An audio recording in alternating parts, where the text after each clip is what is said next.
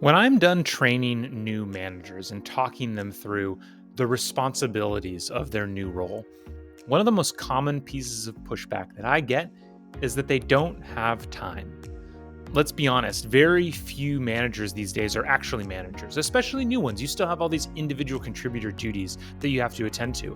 When I was a new manager at SpaceX, that's definitely how I felt. Sure, I was supposed to lead a team, but there's all this other stuff that still has to get done. And I just didn't have time in the day to be both an individual contributor and a manager, and I didn't know what to do. Thankfully, I came across a great technique that really has helped me. It's helped me today as the leader of a new business. And so I want to talk to you about this technique, and hopefully it will help you out as well. If this is your first time with the Leadership Launchpad, my name is Matt Jertson. I'm the founder of Better Everyday Studios, a company dedicated to helping great engineers become great managers. Before this, I was an instructor pilot in the US Air Force. And then, as I said, I was the head of training and development at SpaceX for about 4 years. And so SpaceX is one of those places where, wow, there's a lot to do. I don't think anybody thinks of SpaceX and thinks, oh, that must be an easy place. We certainly had a lot to do. And I was constantly looking for new ways to manage my time. Luckily, there's a lot of different techniques for managing time out there.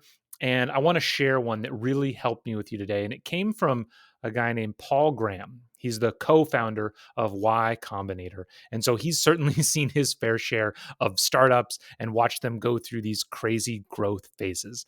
And the concept comes back to this idea of manager time versus maker time. So I want to start by defining these two things in case you've never heard of this before.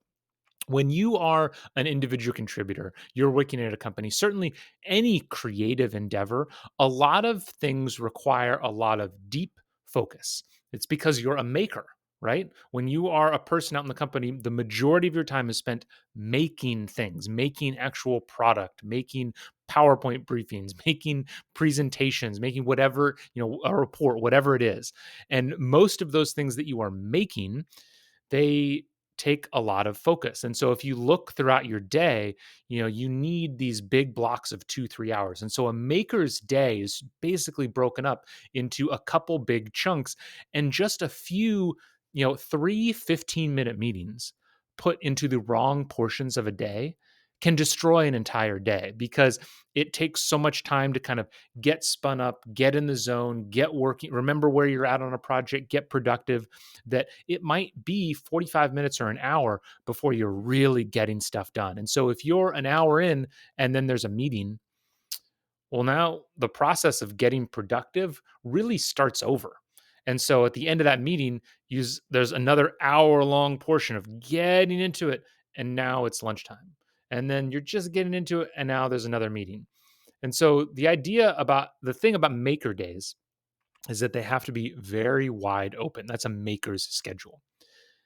Paul Graham contrasts this with a manager's schedule. A manager's schedule is completely different because they have different responsibilities. The whole day of a manager is really broken up into 15 or 30-minute chunks where they're just kind of going to a meeting, doing some emails. Their whole point, their whole job is to stay plugged into everything that's going on, making sure things are on track, removing blockers, keeping people informed. And so their day is just completely different. As a new manager, the biggest challenge is that you're both of those things, right? You are still a maker. You still have all these important individual contributor things that you have to get done, these big projects. And you are also a manager where you're supposed to stay plugged in. When I first found this role, the reason why I didn't have any time is because I was trying to do both things simultaneously, right? You go to a meeting, you try to work on a project, you answer some emails, you try to work on a project. Basically, you'd create your manager schedule throughout the week, and then you'd fill in all the gaps with your maker time. But as we said before, maker time needs a lot of time. And so you just never really got to those points of peak productivity. And so you were never able to keep up. You're kind of handling all your manager duties, but you're not keeping up with your maker duties until you freak out. And then you say like, oh my gosh, I got to cancel all my meetings. You cancel all your one-on-ones for a week to try to get stuff done. It's just chaotic. It's all over the place. And it leads to everybody feeling really burned out. And it leads to all the people, when I'm training them, I say, hey, these are your new duties as a manager. And they say, great, Matt, we don't have time for that. Well, the thing that helped me, the thing that might help you, is by using this concept of maker days and manager days and making a decision, dividing your week up into one or the other. And so the way I would often do it is I would say Monday, Wednesday, Friday were my manager days. Those days were just packed. It was like meeting, meeting, meeting, meeting, just all the updates, all the one-on-ones, all the email time. Those would go into Monday, Wednesday, Friday. And so then Tuesday and Thursday were my maker days. I would do everything I could to clear out my schedule, have these big, uninterrupted blocks of time so I could just get in. Because ultimately, what you find, if you've ever done this before, you find that those projects that you just couldn't get done, that would stay on there for days, for weeks, because you're trying to accomplish them 45 minutes at a time, if you can have a 3-hour block, you can just finish it and be done with it and move on, right? So you can really get a lot of work done when you have those big blocks. The challenge is that you're not giving yourself those big blocks. So by dividing your week up, it makes it a lot easier for you to be both a great manager and a great maker. Now, obviously, you tell your team, if there's an emergency, you can still come to me, but you try to really impress the point that today is a maker day.